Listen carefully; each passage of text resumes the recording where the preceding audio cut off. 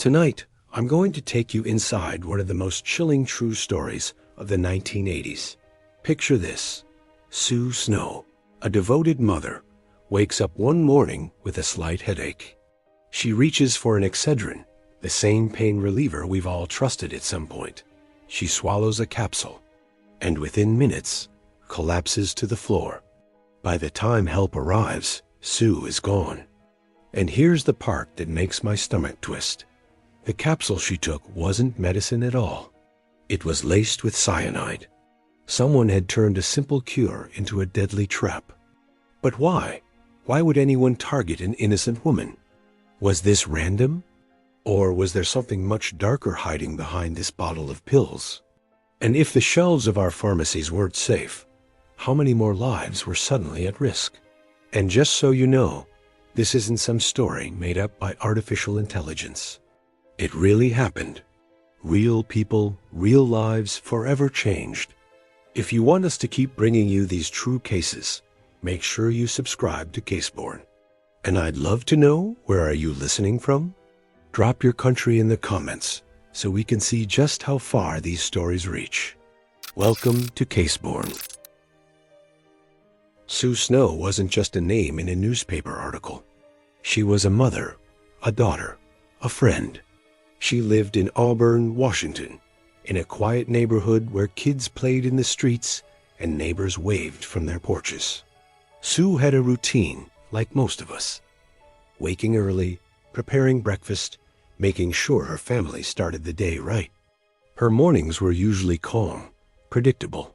She liked small things, a cup of coffee, a sunny kitchen window, the hum of her family's life around her. Friends described her as kind, thoughtful, someone who would help anyone in need. It's easy to forget, when reading headlines, that behind the shocking news was a real person with a full life, loved by people who relied on her. On that morning in 1986, Sue reached for a simple solution to a minor headache, a capsule of extra-strength Excedrin. She probably didn't think twice about it. Whoever does. We all trust the medicine we buy off the shelf. But this ordinary act, one we take for granted every day, would be the last conscious choice she ever made. Minutes after swallowing the pill, she collapsed. The scene must have been surreal and terrifying for anyone who found her. Emergency responders arrived, but there was nothing they could do. The toxicology report later confirmed what no one wanted to hear: cyanide. A tiny, invisible particle of poison had taken a life in an instant. As investigators examined the bottle, questions started to multiply. Had it been tampered with in the pharmacy? Was this a freak accident? It quickly became clear the capsule had been deliberately poisoned. And if one capsule could do this, how many others were out there, unknowingly sitting in someone's medicine cabinet? The authorities moved quickly, warning pharmacies and the public. Every Excedrin bottle was scrutinized, pulled from shelves, returned for testing. I like to imagine the panic in the homes of Auburn. Parents standing in their kitchens, examining the bottle they had trusted for years, realizing it could contain death. It's the kind of fear you can't shake, because it comes from something ordinary, something you interact with every day. When other contaminated bottles were discovered, the investigators realized they weren't dealing with a single isolated act. This was methodical, precise, dangerous, and the public took notice immediately. Newspapers reminded readers of the Tylenol murders just a few years earlier in Chicago. Back then, 7 people had died from poisoned capsules. Whole communities had been terrified. And now, Auburn was facing its own version of that nightmare. The media coverage spread fear, but it also drew attention to the careful work being done behind the scenes. The FBI joined local authorities, tracing the contaminated bottles, interviewing store clerks, pharmacists, anyone who might shed light on the tampering.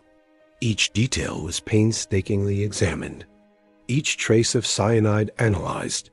The more they investigated, the more it became clear that this wasn't the work of a factory accident or a random prankster. The capsules had been opened, filled with cyanide, and carefully resealed. This wasn't haphazard. This was deliberate, patient, and chilling. I can't help but picture it.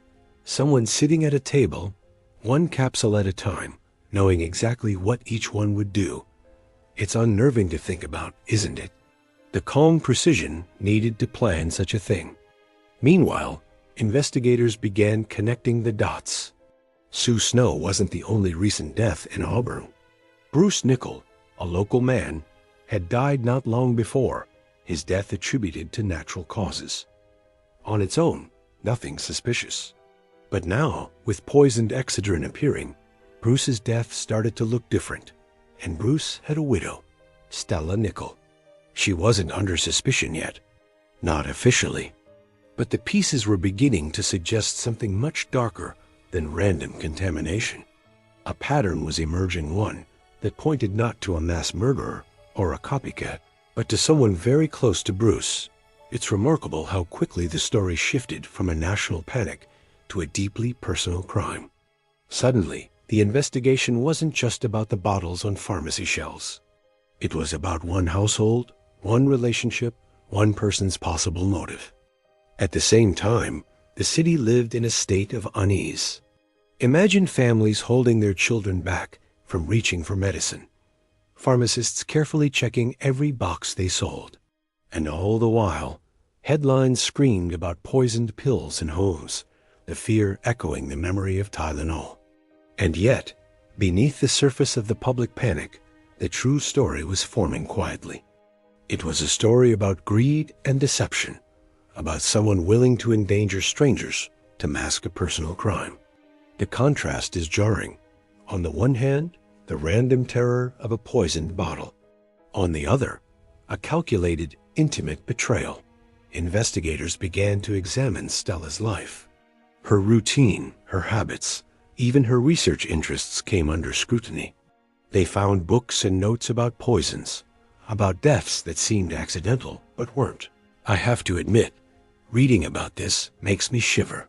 It's one thing to hear about tragedy, another to see the deliberate steps someone took to cover their tracks. Every layer they uncovered revealed more of the plan. The more bottles they tested, the clearer it became.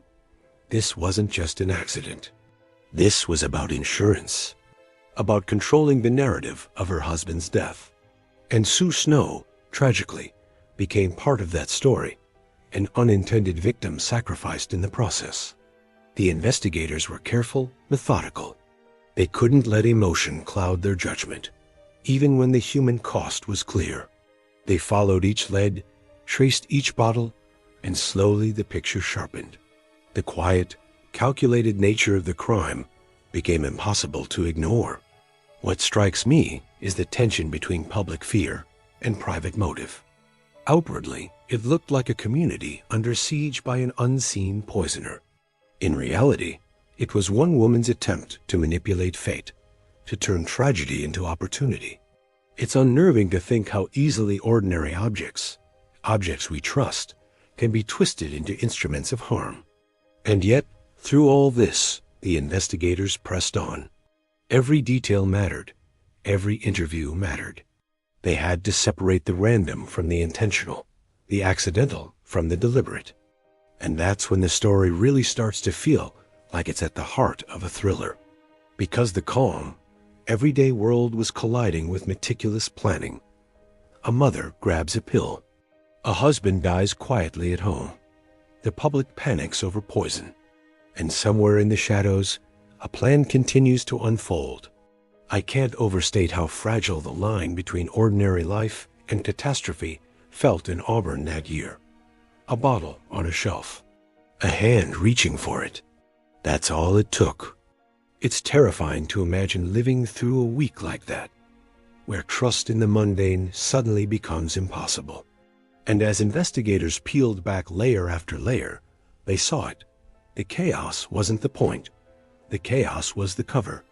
The true story lay in one household, in one calculated act designed to look like something else entirely.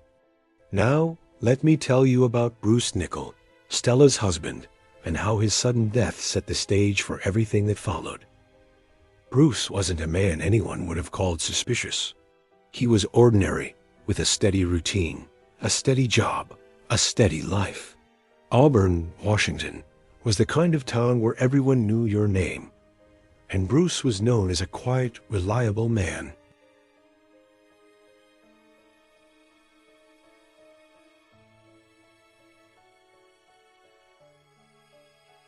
But that morning, or perhaps days before, someone had made a choice that would change everything. Someone had decided that Bruce's death would not appear as a murder. Someone had decided to turn medicine, something people trust, into a weapon. That someone was Stella. I can't describe how chilling it is to read about the meticulous way she planned it. Cyanide is not a substance you handle casually. It's lethal, quick, and precise. And yet, she found a way to put it into capsules without attracting attention. The very pills that Bruce swallowed each morning for minor aches and pains became the instrument of his death. Imagine being an investigator, coming across this detail for the first time. You see a man die of what looks like natural causes. You close the file, and then toxicology reveals poison. It's the kind of realization that makes you pause. And if you're me reading this, you can't help but shiver at the thought of someone quietly plotting death from the comfort of their own home. Bruce's routine was ordinary. He got up, had breakfast, maybe read the newspaper, and went about his day. No warning, no argument, no threat, just a normal morning ending in a sudden collapse. And for anyone who loved him, it must have felt incomprehensible. One day he's there, and the next, gone. And yet, on the surface, everything appeared natural. Doctors wrote emphysema as the cause of death. Insurance agents processed claims. Neighbors expressed condolences. Life continued as if nothing had changed. But investigators, looking closer, began to see patterns that didn't fit.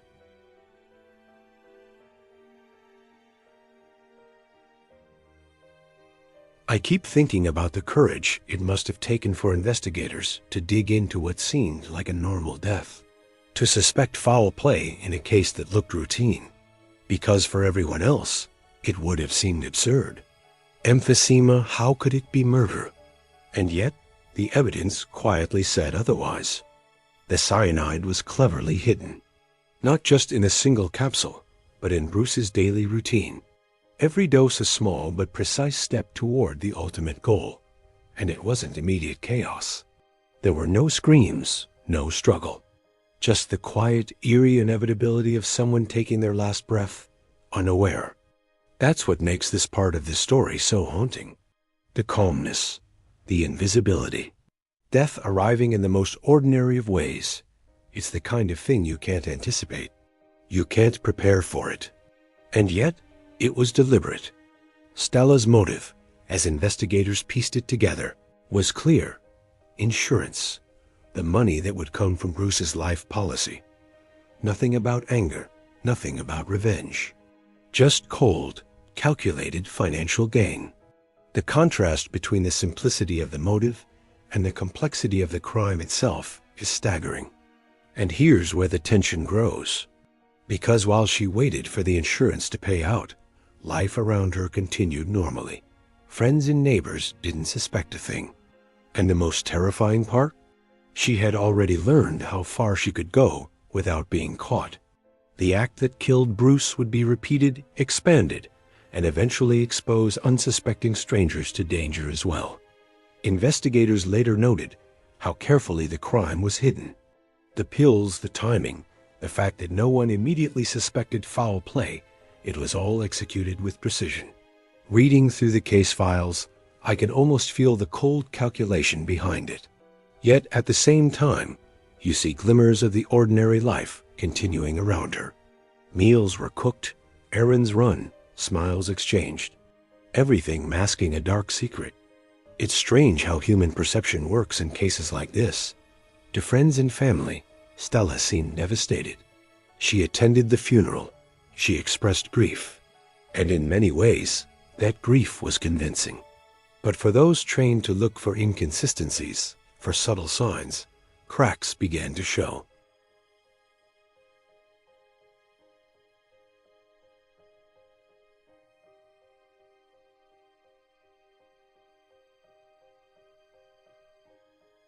Bruce's death was quiet, almost invisible, but it set off a chain reaction. Investigators, noticing patterns, began connecting other deaths, other poisoned bottles, and slowly the narrative emerged. What seemed like random tragedy was actually the beginning of a calculated series of actions designed to achieve a goal while minimizing suspicion. And that's the chilling reality of it. Someone can move through life, appearing normal, interacting with friends and family, all while orchestrating something deadly. It's a reminder of how fragile the boundary is between ordinary life and horror.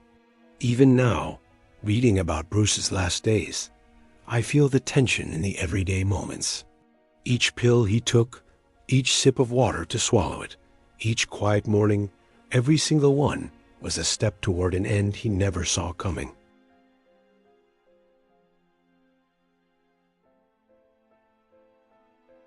And as I reflect on it, it's impossible not to feel a mixture of sorrow and disbelief.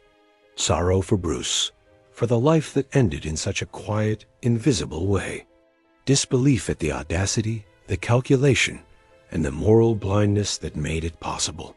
Yet despite the horror, there's a strange fascination in seeing how events unfolded. How evidence, human observation, and careful investigation eventually revealed the truth hidden behind the mundane. Bruce's death was just the first step. One life taken quietly, deliberately. But it was the spark that ignited the investigation, eventually exposing not just one crime, but a larger, more terrifying scheme. And that's what makes this part of the story so compelling. It's not about the sensationalism of death. It's about the collision of ordinary life with extraordinary deception. It's the quiet horror of trust betrayed, the fragility of daily routines, and the human effort to uncover truth in the shadows. Now, let me explain what happened next, how one woman's private scheme spilled into public tragedy. This is where Stella Nickell's plan took a dangerous, calculated turn. After Bruce's death, Stella didn't just sit back. She needed the world to believe nothing sinister had occurred, to mask what she had done. And that required a daring, cold decision, to make it look like an accident, a random contamination. She placed other capsules, laced with cyanide, into the commercial supply. Ordinary bottles on store shelves, pills that anyone could buy. Each one carefully tampered with, resealed, invisible to anyone inspecting them. The thought alone makes your stomach turn. I can't stop thinking about the patience it took. One pill at a time, each carefully poisoned. One small act repeated silently, with the potential to kill anyone who happened to take it. And the world would see it as an unfortunate accident. This was how Sue Snow came into the picture. An ordinary woman, living an ordinary life, trusted her medicine. On that fateful morning, she reached for a capsule to relieve a mild headache. She didn't know she was holding something lethal in her hand. The moment she swallowed, her life changed forever. Minutes later, she collapsed. Her family, frantic, called for help. Neighbors arrived. Paramedics did everything they could. But the cyanide acted fast. There was nothing anyone could do. Reading about it, I feel a chilling mix of sorrow and disbelief. Sue wasn't the target. She had no connection to Stella beyond being the unlucky recipient of one poisoned pill. Yet her life was stolen in an instant, an innocent casualty of someone else's greed. And this was exactly what Stella had counted on. The chaos of an unknown poison would make Bruce's death look ordinary, a medical coincidence rather than a calculated murder. But the ripple effect was terrifying. It wasn't just one person. It could have been anyone. The authorities quickly realized the scale of the problem. A second death linked to cyanide in commercial capsules. Suddenly, this wasn't just a household secret anymore. It was a national emergency. The FBI got involved. Pharmacies were alerted. Bottles were pulled off shelves. Families panicked. I can picture it vividly. Parents holding bottles, reading labels, checking capsules, hearts racing. Something so ordinary a pain reliever had become a weapon. It's unnerving, The idea that everyday trust can be shattered so completely. Stella, meanwhile, maintained her calm facade, publicly grieving for Bruce, attending the funeral, seeming like a devoted widow.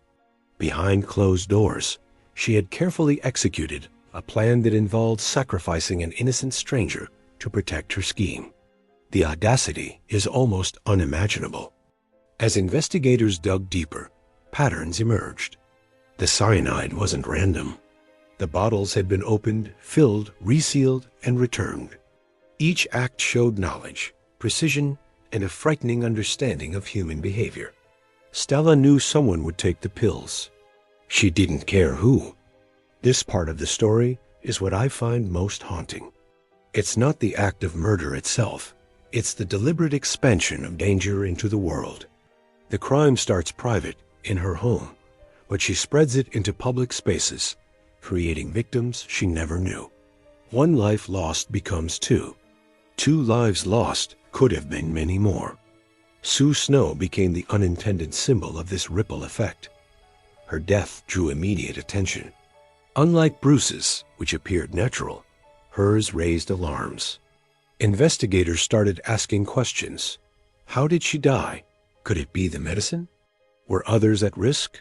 The FBI's involvement marked a turning point.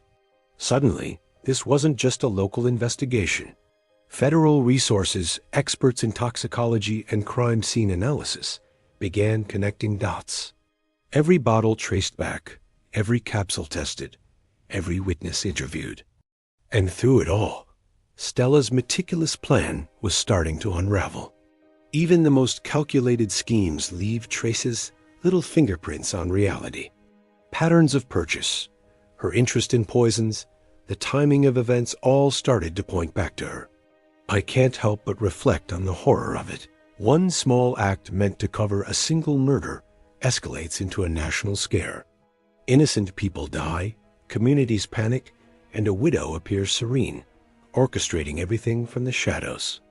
Imagine being a family member of Sue Snow. You grieve, you search for answers, you trust the investigators to uncover what happened. And the reality? Her death wasn't a tragic accident. It was a casualty of someone else's calculation. That thought alone sends chills down my spine. Stella's decision to poison commercial capsules shows a unique combination of intelligence and moral blindness. She understood how to manipulate systems, exploit trust, and evade suspicion. And yet, the consequences were far beyond what she could control. For investigators, this was a race against time. Every hour meant another potential victim. Every contaminated bottle in circulation posed a lethal threat. The urgency added another layer of tension to an already harrowing case. I find it impossible to read this without thinking about the fragility of daily life. Something as mundane as taking medicine becomes unpredictable, deadly. Trust, the kind we extend automatically to products, to neighbors, to routines, is not always enough. Sue Snow's death forced a community to confront a terrifying truth. Ordinary life can be infiltrated by deliberate, invisible danger. And it all started in a private home with a woman motivated by money, acting with chilling precision. And yet, despite all the tragedy, the investigation continued. Agencies traced the contaminated capsules back to their source. Slowly, pieces of Stella's life, her purchases, her notes on poisons, and even her conversations with family started forming a coherent picture. I like to imagine the tension the investigators must have felt. Each discovery, each test result, brought them closer to uncovering not just a criminal act, but a person capable of such manipulation. And through it all, the human cost is undeniable. Sue Snow's family had to face an unimaginable reality. She didn't die by accident. She was killed by a carefully executed plan. That grief, that injustice, weighs heavily on the narrative. Yet the story also shows the persistence of human inquiry. One life lost, then another, set in motion an investigation that wouldn't stop until the truth was fully revealed.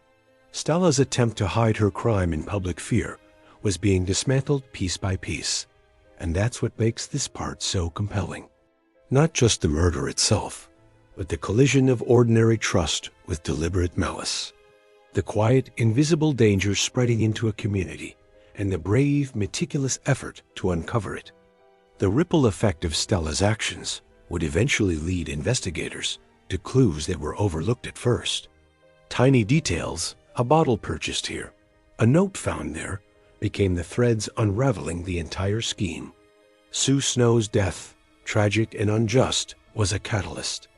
It escalated the investigation, drew in federal attention, and set the stage for Stella's eventual exposure. But it also leaves a haunting reminder. One act of private greed can have public consequences beyond imagination. Even today, reading about it, I feel the tension of those days. Families in Auburn holding bottles, questioning their trust in something as simple as a painkiller. Investigators racing to prevent further deaths. And in the middle of it, Stella moving silently, calculating her next move. This is where the story grows darker and more complex. One crime, private in origin, becomes a public nightmare. One innocent victim joins another, not because of chance, but because of deliberate, cold calculation. And that's where we leave part 4. The public is now fully involved. The FBI is on the case, and the web of evidence is beginning to point to Stella Nickell. The stage is set for the next chapter, the investigation and her eventual fall. Now, let me tell you how Stella Nickell's carefully constructed world began to crumble, piece by piece, under the weight of scrutiny. This is where private deceit meets public consequence, and where the meticulous planning she thought would protect her starts to unravel. At first, Stella appeared untouchable. She attended Bruce's funeral, offered condolences, expressed grief, every move calculated to appear normal. To outsiders, she was the grieving widow, heartbroken and shocked. But the investigators were paying attention to details the average person might overlook. One of the first cracks came from her behavior after Bruce's death. Observers noticed subtle inconsistencies. Hurried insurance claims, questions avoided, moments of nervous agitation when the topic of Bruce's health arose. Nothing overt, but enough to catch the eye of trained investigators.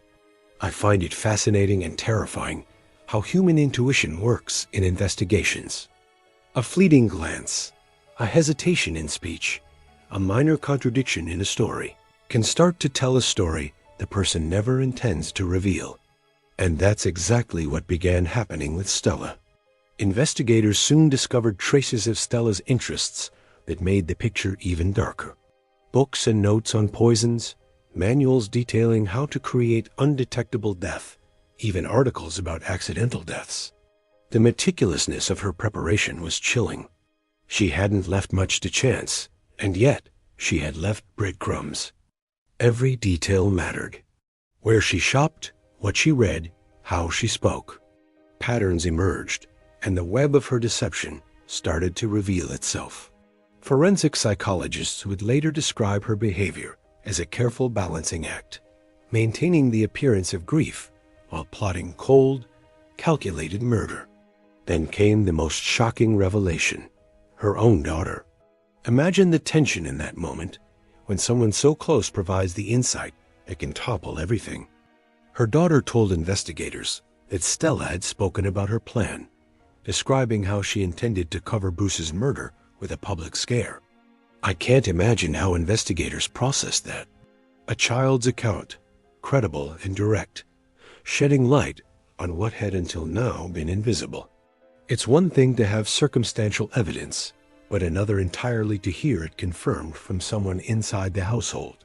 This testimony shifted the investigation into high gear. The authorities began connecting dots with renewed urgency. Toxicology reports, purchase records, witness statements all began to converge on a single conclusion. Stella Nickell was not merely involved. She had orchestrated everything. Even small mistakes that Stella had thought insignificant became crucial. A comment to a neighbor here, a suspicious purchase there, a minor slip in conversation, it all began to form a coherent pattern. She was human after all, And human errors have a way of undoing even the most carefully plotted schemes. I find it striking how meticulous planning can be undone by something as simple as trust in family or an unguarded word. Stella had believed she could control every angle, but the human element, her daughter, was unpredictable and ultimately decisive. Once investigators had enough evidence, the arrest was imminent. But even then, Stella maintained a calm, composed facade.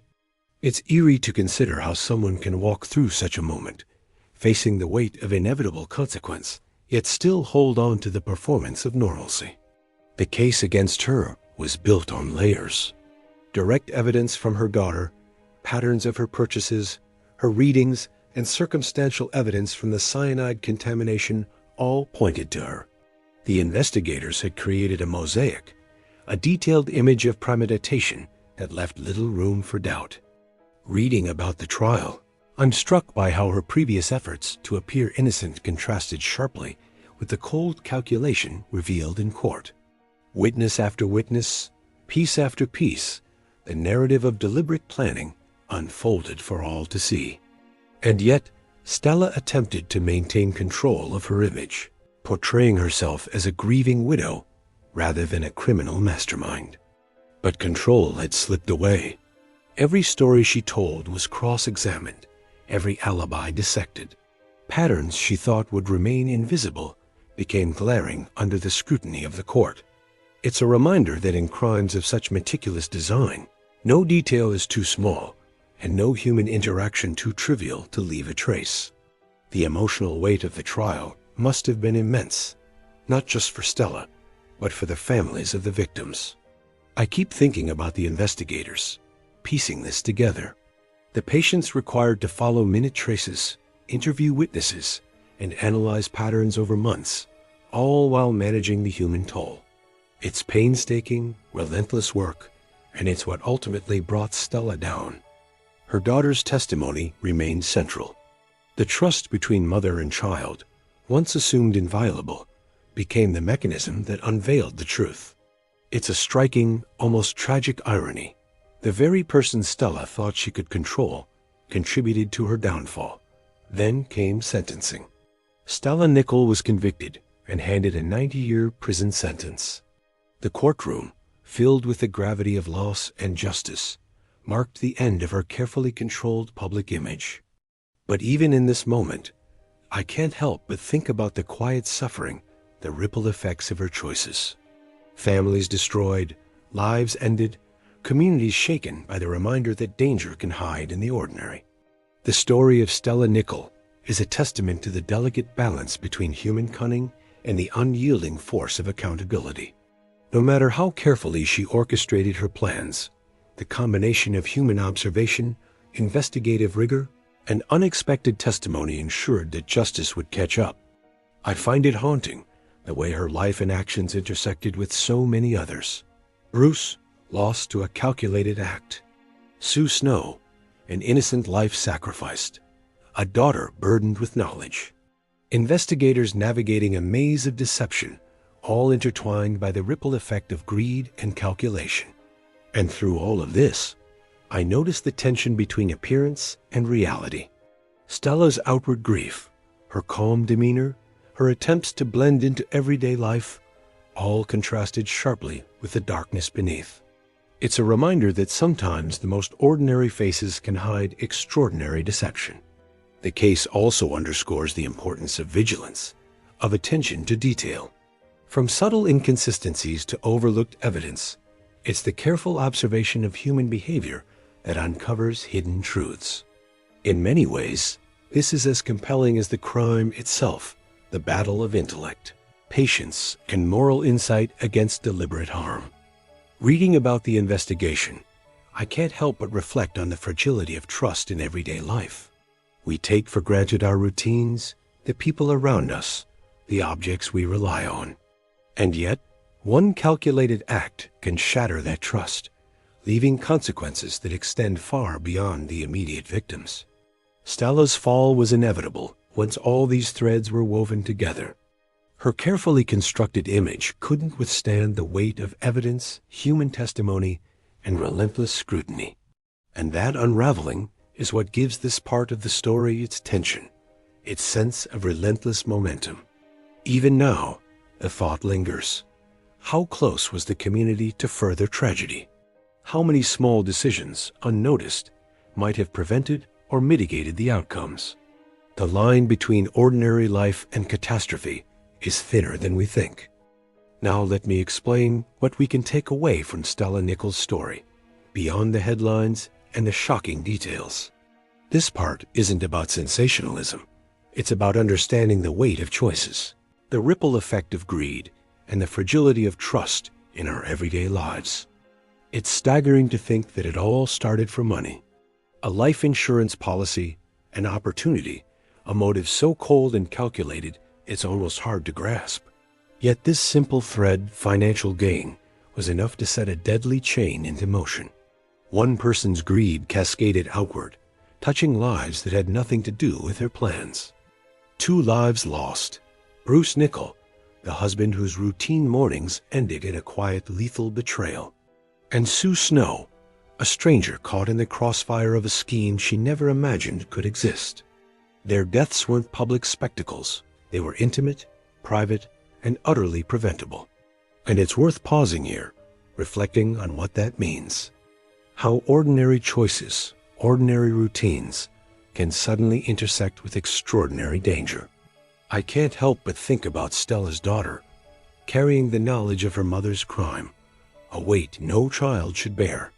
How must it have felt to navigate the world knowing that a parent could so coldly manipulate life and death? It's a human cost that numbers and headlines can never fully capture. The investigation itself became a lesson in diligence and patience. Detectives, analysts, and forensic experts worked tirelessly to piece together evidence that at first glance seemed almost invisible. From cyanide traces in medicine capsules to purchase histories and reading habits, every small detail mattered. It's a reminder that truth often hides in minutiae, and uncovering it requires care, observation, and sometimes courage. I find the contrast remarkable. Stella's meticulous, calculated approach versus the slow, methodical work of justice. One woman's attempt to control outcomes collided with a system built to protect society, reveal truth, and prevent further harm. And in that collision, we see the fragility of deceptive plans. Her conviction under the federal anti-tampering law was historic. Stella Nickell became the first person sentenced under this legislation, a legal milestone that underscored the severity of her crime. It wasn't just a personal vendetta or a private act. It was a violation of public safety, a breach of trust so fundamental that the law had to respond. It's chilling to reflect on how laws evolve from tragedy. The anti-tampering statute wasn't an abstract concept. It was written to protect lives, to prevent ordinary products from becoming deadly instruments. Stella's case demonstrated why such legislation matters, why attention to detail and oversight in public health are vital. And yet, even with this legal clarity, the human consequences remain. Families shattered, communities shaken, the lingering question of what if? What if a different bottle had been picked up? What if investigators had been slower? What if someone had ignored the signs? These what-ifs echo, reminding us that vigilance is not optional, it's necessary. I think about the ordinary trust we place in the world around us. The food we eat, the medicine we take, the people we depend on. Trust is foundational, yet fragile. Stella Nickell violated that trust in ways that reverberated far beyond her household. It's a cautionary tale. The seemingly small decisions, the moral shortcuts, can escalate into irreversible tragedy. And there's also a subtle, sobering lesson in observation and intervention. It took keen eyes, patient investigation, and the courage to question appearances to bring Stella to justice. Society relies on these mechanisms to protect the vulnerable, to ensure that calculated cruelty doesn't go unnoticed. Each small step, from an attentive pharmacist to a child's revelation, played a crucial role. I can't help but reflect on the paradox of human nature in this story. On one hand, the capacity for cruelty, for meticulous planning of harm. On the other, the capacity for resilience, for truth-seeking, for justice. It's a reminder that for every act of deception, there's a counterforce in the form of human vigilance, empathy, and persistence. And here's something that hits home. Stella's actions were preventable. Awareness, skepticism, and ethical boundaries could have stopped this long before it became deadly.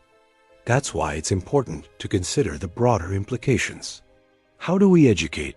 How do we protect? And how do we foster communities that resist the kind of moral blindness that allowed this to happen? In many ways, this story is a mirror.